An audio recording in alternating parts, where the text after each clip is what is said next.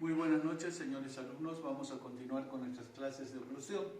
Sin antes informarles que ha sacado una resolución la Universidad San Francisco Javier, que las clases virtuales se van a iniciar desde el 15 de este mes. Claro que hay algunos docentes que ya nos hemos anticipado a esto. ¿Por qué? Porque el factor tiempo, y además como es una materia semestralizada. Para estas materias semestralizadas se ha sacado la resolución que las clases van a terminar de este primer semestre hasta agosto. Dios quiera que pase toda esta pandemia sin ningún problema y para el mes de julio ya tengamos clases semipresenciales o presenciales, podamos hacer la práctica y tomarle ya las evaluaciones. Veremos cómo va desarrollando, pero vámonos a seguir avanzando. Muy bien, en la anterior diapositiva vimos en el plano sagital. En el plano sagital, ¿qué curva se formaba? Se formaba la curva de Spee, ¿verdad? En el plano horizontal se va a formar el plano oclusal. Como sabemos, el plano oclusal es curvo. ¿Por qué? Porque está la curva de Spee y la curva de Wilson. Esa es una característica de la dentición permanente. Este plano oclusal en la dentición temporaria es plano. ¿Por qué? Porque el niño tiene bruxismo. Muy bien. Plano horizontal, forma de los arcos dentarios. En este plano debemos referirnos a la forma de las arcadas que se presentan en la especie humana y al conjunto de elevaciones y depresiones que se combinan con las de la arcada antagonista, respetando estos principios. Los principios de una oclusión ideal, ¿cuáles eran? Axiabilidad de fuerzas, estabilidad de fuerzas y no interferencias. ¿Indispensables para qué? Para obtener ¿qué? Una oclusión orgánica. ¿Qué es la oclusión orgánica? Es la suma de una oclusión mutuamente protegida con una oclusión mutuamente compartida. Ya hemos visto que el ser humano, con las características de una masticación mixta, ¿por qué? Porque somos omnívoros. Debemos diferenciar dos zonas, una anterior y otra posterior. Las áreas posteriores se encuentran alineadas de tal forma que permiten el funcionamiento de los mecanismos de desoclusión. Miren, nosotros cuando llevamos la mandíbula hacia adelante, protruimos, ¿quiénes van a chocar? Los caninos y los dientes anteriores, y van a estar desocluidos los posteriores. En el plano frontal, ¿qué curva se va a formar? La curva de Wilson, ¿sí? En un plano frontal, las inclinaciones que van adoptando los ejes de las premolares y los molares conforman la llamada curva de Wilson, que no es otra cosa que una composición anatómica que tiene como límites el canino, ¿no? Y la ATM. Esta orientación permitirá transmitir fuerzas axiales en el cierre y facilitar la desoclusión en los movimientos de lateralidad o protrusión.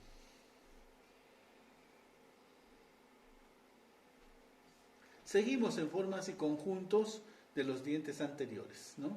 Ya vimos las formas individuales de las coronas. Luego hemos visto, ahora estamos viendo con las raíces más. La alineación tridimensional, esta palabra, la alineación tridimensional, ¿qué me da? Las dos curvas, de Spee y de Wilson. La alineación tridimensional de conjunto de los dientes anteriores varían en los distintos biotipos faciales. Ya sabemos que tenemos 3 biotipos faciales, ¿no? Clase 1, clase 2 y clase 3. Por lo tanto, realizaremos su análisis en cada uno de estos distintos biotipos faciales.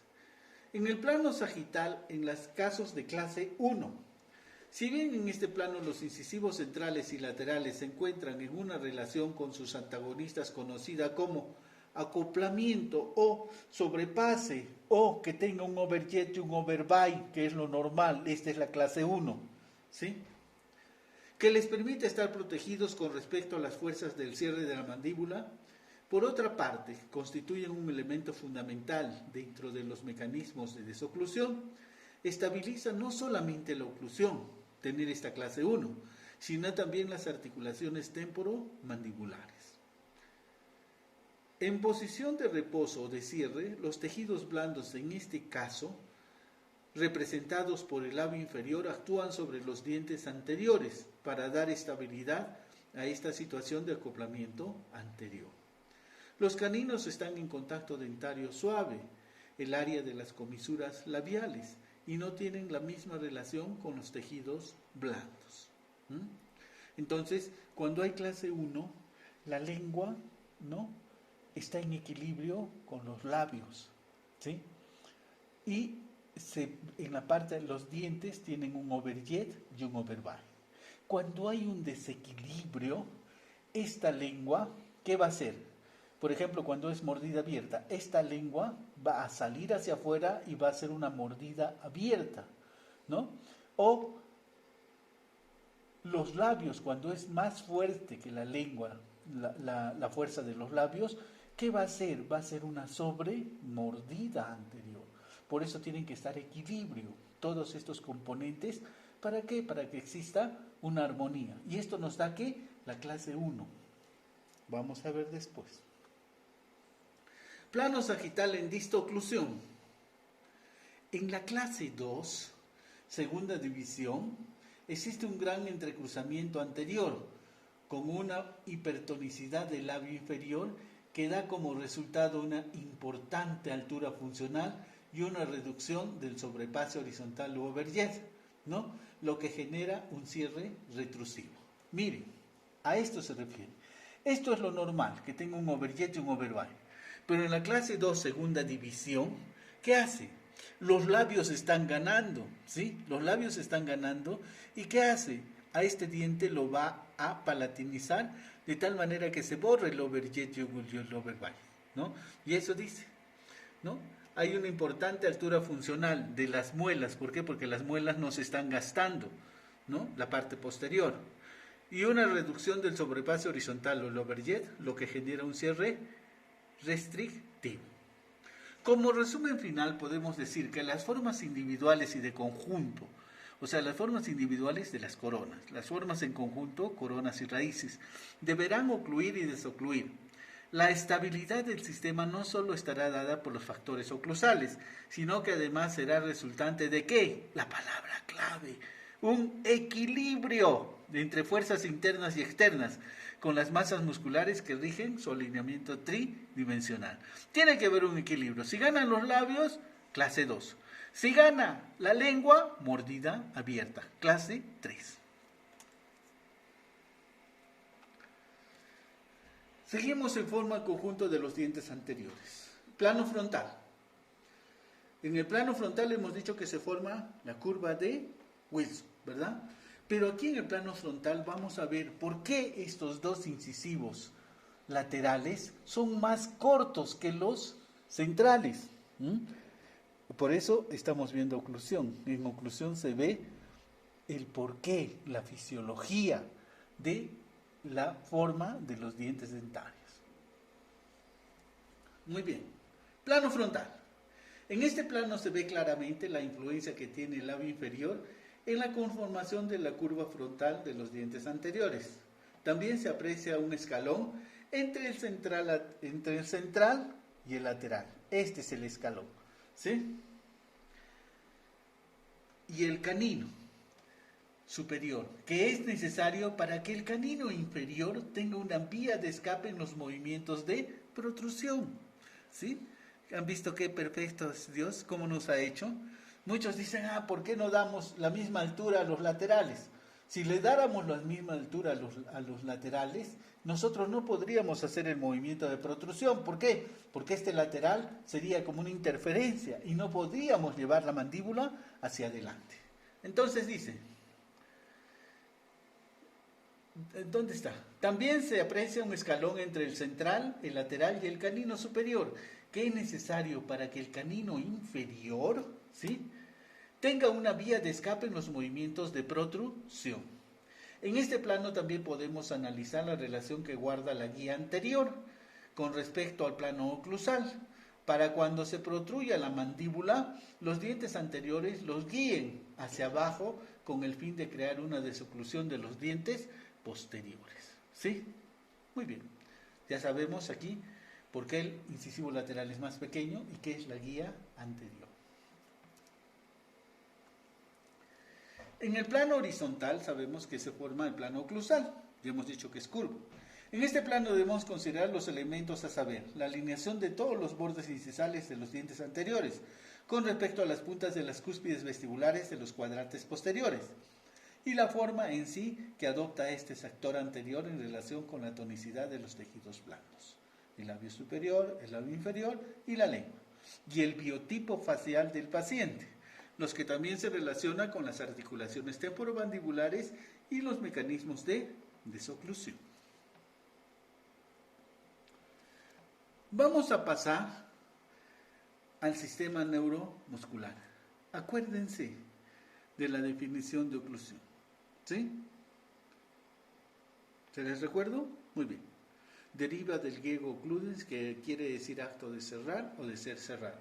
Es una especialidad de la odontología que estudia la correcta relación de las piezas dentarias de la arcada superior con la arcada inferior en un proceso de máxima intercuspidación. Está en relación con sus funciones, y hemos visto algunas funciones, ¿sí? Está en relación con sus funciones y componentes, hemos visto algunos componentes, la ATM y todo eso. En relación con sus funciones y componentes, ¿no? En relación al tiempo, hemos visto en relación al tiempo, la dentición temporaria, mixta y permanente, y en ausencia de enfermedad. Entonces, este sistema neuromuscular es el que va a organizar todo esto, ¿no? Del sistema estomatognático. Muy bien. Sistema neuromuscular.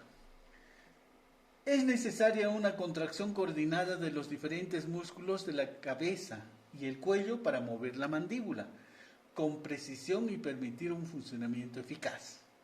La influencia que tienen los contactos dentarios y otros factores en el movimiento de la mandíbula. ¿Quién hace que se muevan la boca, los huesos? ¿Sí? ¿Quién hace?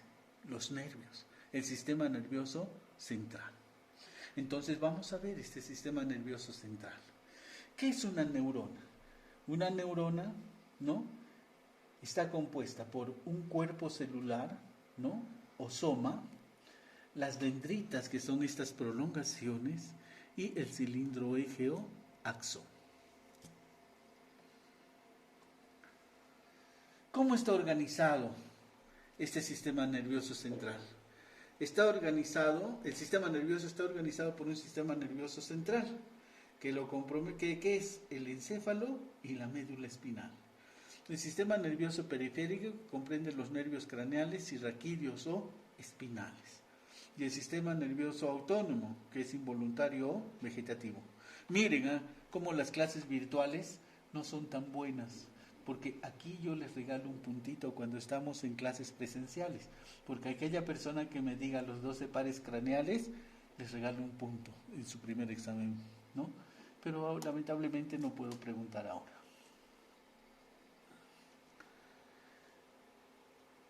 Vamos a ver ahora la neuroanatomía funcional de la oclusión. Receptores del sistema estomatognático. Los receptores son terminaciones nerviosas sensitivas esparcidas por todo el cuerpo, que transforman los estímulos externos e internos en impulsos nerviosos para que sean transmitidos al sistema nervioso central. Así tenemos estos receptores, tenemos en ecteroceptores, como su nombre lo dice, son externos. Son aquellos que pueden ser estimulados por cambios externos e incluyen los receptores del dolor, que son las terminaciones nerviosas libres, ¿no? O nocioceptores. Para la temperatura tenemos el corpúsculo de Ruffini, que es para el calor, y para el frío el corpúsculo de Krauss. Al tacto el corpúsculo de Meissner, a la presión el corpúsculo de Pacini. Estos están situados en las mucosas, en la piel y anexos. Todos estos son ecteroceptores, están por fuera de nuestro cuerpo. Interoceptores están dentro de nuestro cuerpo, son los que pueden ser excitados por cambios en las condiciones internas del individuo, como presión, cambios químicos de posición, etc. Estos incluyen los visceroceptores, localizados en las vísceras y vasos sanguíneos, perciben el hambre, la sed, el dolor visceral, y los propioceptores, localizados en las articulaciones, los músculos, ligamentos y sobre todo la membrana periodontal. Vamos a ver algunos receptores localizados en la cavidad bucal, Ya hemos dicho, el corpúsculo de Meissner son sensibles al tacto, se encuentran en las papilas dérmicas, labios y punto de la lengua. El corpúsculo de Pacini, sensibles a la presión, localizados en el tejido gingival, periósteo, tejido subcutáneo, ligamentos y cápsulas articulares. El corpúsculo de Crowe, sensibles al frío, localizado en tejido gingival, labio, lengua, tendones, ligamentos, etc. El corpúsculo de Ruffini, sensible al calor y a la presión, también presentes en diversas estructuras bucales y sobre las articulaciones. Las terminaciones nerviosas libres, sensibles en estímulos táctiles, presión superficial y sobre todo al dolor, se encuentran localizados en diferentes estructuras bucales, entre ellas, miren, la pulpa dentaria, una caries dentinaria profunda, dolor. Corpúsculos de Golgi-Manzoni, sensibles a la presión, están localizadas en estructuras bucales, en la superficie de los tendones, en tejido celular subcutáneo y de los dedos. El uso neuromuscular es sensible a los cambios de tensión muscular y a impulsos provenientes del sistema nervioso central. Se encuentran en los músculos en la zona de las transiciones entre músculo y tendón. Umbral de excitación. Todos los receptores tienen un umbral de excitación crítico, es decir, obedecen a la ley de todo o nada. Si la intensidad del estímulo no alcanza el umbral de excitación, la recepción, la integración y por lo tanto la reacción no se produce. Es decir, no habrá ningún tipo de respuesta. Un umbral de excitación varía de un individuo a otro y no es constante en la misma persona. Una elevación gradual de este umbral de excitación da como consecuencia el principio de adaptabilidad. Miren, un ejemplo, por favor, aquí. Es bueno pasar clases en casa porque tenemos otras herramientas para poder explicar. Cuando nosotros tenemos un umbral de excitación, la plancha está fría, la toco, puede estar ahí todo el día, dormirme con la plancha y no va a haber respuesta. ¿Sí? ¿Por qué? Porque no hay un umbral de excitación. Tiene que haber que la plancha estuviera caliente. Si yo la toco y la plancha está caliente, inmediatamente retiro la mano. ¿Cómo va a ser la sensación? Va a viajar, ¿sí?, por las fibras eferentes, va a llegar al sistema nervioso central, va a haber la respuesta eferente, ¿no? Va a llegar hasta la plancha y va a decir, retira la mano, idiota, y retiro la mano, ¿sí? Pero eso son fracciones de segundo. A eso se refiere, por favor, a la computadora. Entonces dice, umbral de excitación. Todos los receptores tienen un umbral de excitación crítico, es decir, obedecen a la ley del todo o nada. Si la intensidad del estímulo no alcanza el umbral de excitación, plancha fría, la recepción, la integración y por lo tanto la reacción no se produce, ¿sí? Es decir, no habrá ningún tipo de respuesta. Si está caliente, inmediatamente va a haber la respuesta. Un umbral de excitación varía de un individuo a otro y no es constante en la misma persona. Ustedes se habrán dado cuenta muchas veces en sus hermanitos, ¿no? Como hay muchos que se pasan una noche llorando por el dolor de muelas, ¿sí? Y hay otros que les duele, les dan un analgésico y se duermen tranquilos y nunca más les dolió, ¿sí? Entonces varía de una persona a otra. El hombre, por ejemplo, es más cobarde para soportar el dolor. La mujer es más valiente para el dolor, ¿sí? Entonces varía de una persona a otra. Una elevación gradual de este umbral de excitación da como consecuencia el principio de adaptabilidad. Y esto es malo. ¿Por qué? Porque si nos duele y nos estamos haciendo soportables al dolor, ¿no? Y eso nos va a causar un daño posterior. Cuando el estímulo sobrepasa este umbral, va a producir una afección a nivel celular. Esta es la razón por la cual una presión continua puede causar enfermedades, lesión, destrucción del periodonto, antes que el individuo se percate de ello, ¿no? ¿Seguimos? Muy bien.